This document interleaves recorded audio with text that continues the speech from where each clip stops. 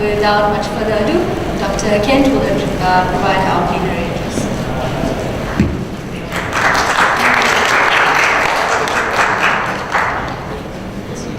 Can you actually hear us? Is the microphone on? Should we speak louder, or is it? Alright, so that's right.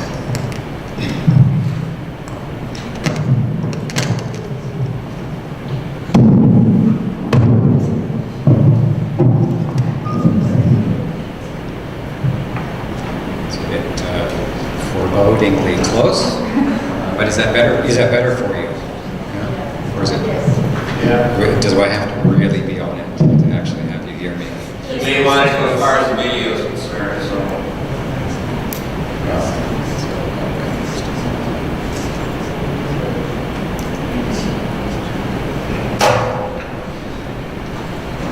Well, if you can't hear me, please let me know as we go through, and I'll get closer to it.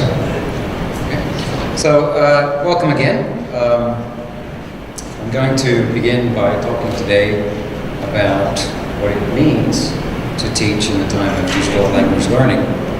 And to do that, I'll be covering the impact of the fourth industrial revolution on education, defining digital language learning and what drives it, why we use it, and how to analyze and evaluate the things you may choose to use with it, and why that's important. And we'll finish up with a tie challenge, but not that kind of tie. It really talks about integrating technology and evaluation, so technology integration and evaluation. And we'll look at some key points about what's really the major impact concerning it. So the fourth industrial revolution has really seen the convergence of innovation in technology led by artificial intelligence, big data, and the Internet of Things. And it's restructured industry across all sectors, including that of education. And these changes have been disruptive and include how our students interact with us as teachers, as well as how we as teachers now need to prepare and provide learning opportunities in and outside of the classroom. So, long gone are the days of the isolated language learner and the cassette-based language lab. Learners are now connected to each other through chat groups and online social media. Content's becoming increasingly available on demand, and there's no longer a need to ask a native speaker for the pronunciation of a word or for anything like vocabulary definitions or examples of grammar in use. And really the reason is students can ask AI now. Digital textbooks are also being delivered alongside online tutoring and just-in-time learning with user-generated content, especially that from other teachers, being increasingly shared for just-in-time teaching. So there's an ever-increasing availability of content, and I think perhaps too much, with quality that's hard to assess. So we're seeing new learning opportunities, and we're really, as instructors, how we must teach, provide, assess content, interact with our students, engage with resources, and develop our craft. That's changing too. So examples that we might think about could be flipping the classroom, looking at normalizing all technological use, applying interactive, multimodal, digitized content, engaging in computer-mediated communication, or CMC, and providing all types of teaching from AI-based, app-based, online or blended, or even traditional face-to-face. So as part of this, we might also look at things like data-driven learning, so some websites that are useful for that, the complete lexical tutor, where we can analyze what our students actually write and how that fits with something like the BNC 1000 or 2000, which is the British National Corpus of Vocabulary. So the problem with that is we're dealing with reduced attention spans of students. And that's an issue because really we're at a time now where we need to develop in them critical and creative learning skills. And at the same time, for us as teachers, we need to think about developing things like our personal learning environment and coping with the rise in reliance on social media as well for networking.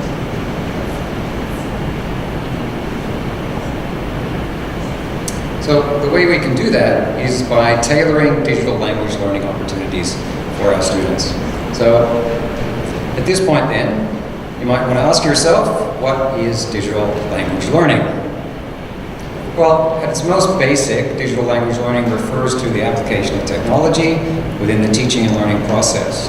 And it's a term really that's been used to apply to all uses of technology in education. So that's looking at things like the integration of different tools, different techniques, different methodologies, different approaches, different activities, and really stemming from methodologies such as TESOL-MALL. These are things like computer-assisted language learning, multimedia-assisted language learning, and utilizing CMC in ways that look at human-to-human communication as well as human-to-machine and machine-to-human. So the purpose behind the implementation of digital language learning really should be to enhance learning and teaching by the opportunities that the technology affords, and provide a means for students to comprehend and utilize content more readily, and engage in more interactive learning, but while leveraging instructor time, and that's key. So it's important to understand that any use of technology with students is driven by the pedagogy behind the implementation of the technology and not the actual technology itself. So you then have to wonder, what are the learning theories behind the pedagogy that we use for digital language learning and teaching? Well, really today there's been quite a number of learning theories that are a wide range in scope, and they vary according to different purposes. And they go from things like behaviorism to collaborative learning and connectivism, along with many others. And there's a whole list here as an example. Hopefully you can read it. It's very small. But some people think, and the reason I'm highlighting that, there's things like behaviorism that we use to apply different apps or methodologies and activities. The reason I highlight that is because digital language learning is not as recently emerging as you might think. And in fact, it dates back to the 1960s. So, what's changed since then is our exposure to technology in our daily life, the role it's taken, the way that we interact with it, so socio-collaboratively, the way we live alongside it in our environment, and how the technology interacts with us, so connectivism. So the roles of technology in the classroom, I've seen it used as things like a tutor, where technology teaches the learner, a tutee, where the learner teaches the computer, a tool, where technology is used to achieve a task, and as a resource or a device that helps us to establish a particular kind of learning environment, such as a collaborative one. These changes in the way that we do interact with technology has recently seen it help to establish communities of practice in the classroom, and affinity spaces, as Guy calls them, places in which people develop relationships in a discourse community based on shared interests. And for you guys, this would be things like KOTESOL or the TESOL-MALL Facebook groups, where teachers as learners can engage in professional development. So this brings us back again to the notion of connectivism. And connectivism has been described as a learning theory for the digital age. And it stems from sociocultural theories that argue that learning occurs more effectively when people work together. Not only does connectivism view that learning occurs by engaging with a diversity of ideas and opinions, with new ideas constructed through shared thinking conversations, but that this knowledge can actually reside in machines. So now examples of that would be the internet, which is a vast repository of knowledge, and some would say perhaps a variable quality. And other examples might be Wolfram Alpha, which is a computational knowledge engine that relies on curated data, and Amazon Alexa has access to that as its database. And it also includes the ways in which people store knowledge within machines and how they interact with that knowledge and with other humans, as well as artificial intelligences like digital assistants, in order to take control of their own learning as they retrieve and engage with knowledge. So essentially, technology is viewed as a resource and as a way to mediate human interactions, with these interactions making use of different connections in different language forms depending on the medium. Hence, knowing where to find information and how to interact with it is now more important than knowing that information itself. With the ability to see connections between fields and ideas and concepts now a core competency. So for instructors, we no longer talk about technology replacing teachers, or even teachers who use technology replacing those that don't. We expect to be using and incorporating technologies into our classrooms. And this means that as instructors today, we need to be able to competently apply the technologies that we have access to and competently assess and evaluate the suitability and appropriateness of how that technology has met intended teaching and learning outcomes, while also understanding all levels of the educational potential behind its use and assisting our learners in being able to identify those elements as well.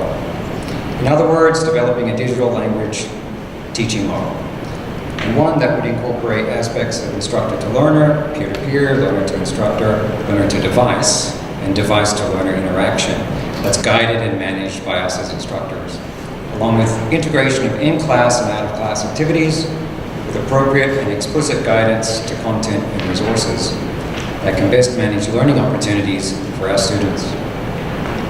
This does not mean that every teacher needs to become a technology expert, but it does require moving from the sage on the stage to being a guide on the side and facilitating language learning along something like a continuum. So a continuum of choice from teacher-centered to learner-driven teaching.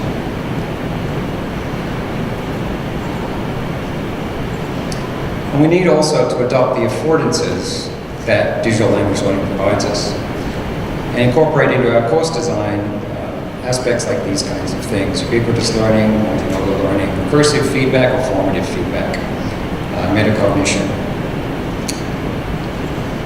So in this regard, and when thinking about applications and how to integrate them into the classroom and how to intricately evaluate and assess their value, requires teachers to conduct things like a needs audit to determine if technology use is the best method to employ, as opposed to another approach that might better lead to the same learning outcome.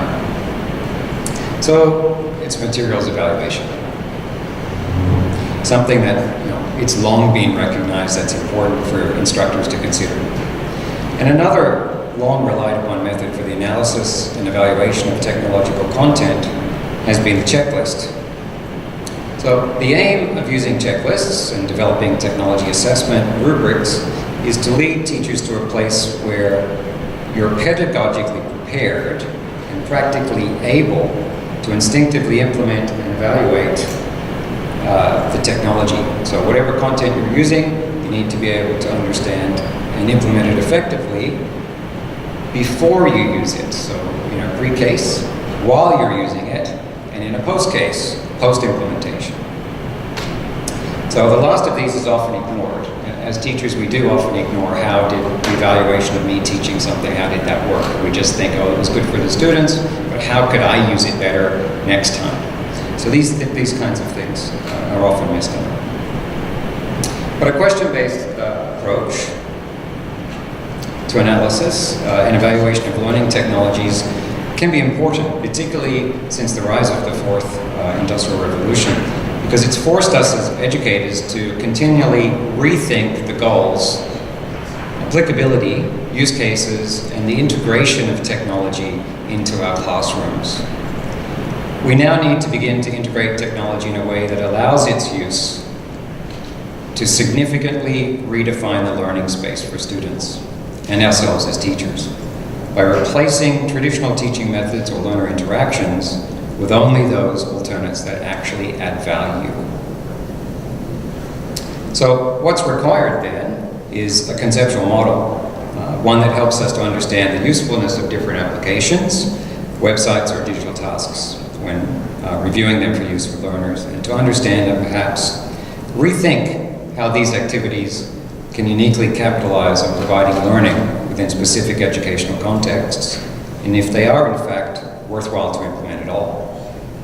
So this is important because teaching in the time of digital language learning sees us not just doing old things in new ways. It's actually ushered in a total era of newness. There's new things to do, new ways to think, new methods of managing relationships with others, including AI, and new practices in teaching that require us to adapt new skills and new abilities. So, we need to form a conceptual model of technology integration, analysis, and evaluation, one which helps us look at technology in terms of its intended purpose, teacher fit, student fit, for example, how we will structure its content, how we will assess our own use of it as well as that of our students, how we will examine its inherent usability, and how it ultimately fits within our teaching toolkit. And just such a model is actually in the envelope that you received when you registered. So there's a rubric in that envelope that you can look at. It's page 2 of my handout. If you can actually see it, it's a bit dark. If you can see it, I'll discuss the conceptual, the core conceptual constructs I've used to go and create this instrument. So the first one considers technology itself, and when thinking about the technology, we need to account for purpose and find out if it actually aligns with our learning objectives and provides content that can lead to learning, and if it can be used in a way that fits us as teachers and our learners as students. The second core conceptual construct, in this case, we need to look at accuracy, authenticity, currency, and adaptability, and essentially determine if the information is correct, up to date, used in a real-world context, or if it could be tailored to our learning content, reused, and shared, and if so, in which ways and how. Third, when reflecting upon the effectiveness of the technology that you do use, we should look at it from both our perspective as a teacher, as well as from the student perspective. And I did mention previously, it's very often the teacher perspective that we neglect. So think about how the technology helps you improve too as a teacher. Does it offer professional development opportunities? Or is it useful for improving upon your existing teacher toolkit? And for students, does it provide a range of access and activity options and the ability to perhaps resubmit or redo work if necessary? Fourth, consider the usability of technology in terms of how its application is actually important, how it adds value, and how it contributes to the classroom and to learning, and how it could best be utilized to maximize instructor time with students in ways that provide quality and tailored digital language learning opportunities. Fifth, when looking at using technology with learners, also be on the lookout for existing resources, content that's already been developed, things you can use that other teachers have created, and then you can take it on board for just-in-time teaching. Consider also the way that you will examine all of these things, and quite often the easiest way is to use a rubric. And that's why these concepts have been incorporated into such a rubric for you to actually take and look at today. Okay, for the tie challenge, in this case, if you look at a specific, or if you think about a specific application or piece of technology that you actually use in the classroom, if you turn over the rubric, you'll see page 1, and there's a space there that you might be able to, let's see, look at. It looks like this. I think you were all given a pen. I did ask that you would all get a pen. If you have a pen, start to think about one piece of technology that you do use in your classroom, some chosen application or anything specific. We don't have time to workshop it, so it's a simple self-evaluation that we can just walk through. But when you're thinking about that application, initially determine how that technology that you use is significant. How can it be used to enhance specific learning outcomes in ways that are better than traditional or existing methods? Also think about how it adds value. Does its use come to improve upon past experience in some way? And in what ways are they? So an example of that might be Google Drive. Google Drive is very popular, teachers use it a lot. An example of that is previously we would have to give students handouts. Now we can permanently archive what we give and it's permanently available. You also need to understand what specific aspects of the technology you use are useful. Does it provide different quiz types or games, different assessment methods? or different ways to revise or complete homework. Also ensure that it provides a unique means of content delivery. So an example would be Plickers that uses QR codes to assess students by multiple choice as they just hand up a card. So that provides also anonymity to students, and they can all get instant responses to any multiple choice that you're asking them. Also, you need to be able to adapt the technology to your specific learning environment. So how can you adapt it or cater specifically to your students? Do you use applications like those that we discussed today, maybe Flubaroo to instantly grade and analyze submissions, or Explain Everything, which is an interactive whiteboard app to provide students with multimodal feedback? Determine how best to deploy learning content through the technology. Are you selecting different modes that best suit the way that you can actually use it? Do you use it teacher-focused inside the classroom, learner-focused outside the classroom? Is it for homework only? Is it for assessment? And what kind of assessment? Formative or more formal? And when you use it, you need to think about assessing the effectiveness of it. So one way to do that is through a rubric, which is, again, why I've provided that for you to perhaps take away. You can also use that rubric and this particular challenge a little bit later today in all of our workshops to find out if those technologies that you're experiencing meeting perhaps for the first time can actually meet these challenges and meet them in a way that can help you. So in that case, when you think about that, you need to review what's being provided, and you should also, when you use any technology, learn how to develop it. And that means not just developing technology or coding or things like that, but it means developing things like lesson plans and being able to give back to the teaching community in that way.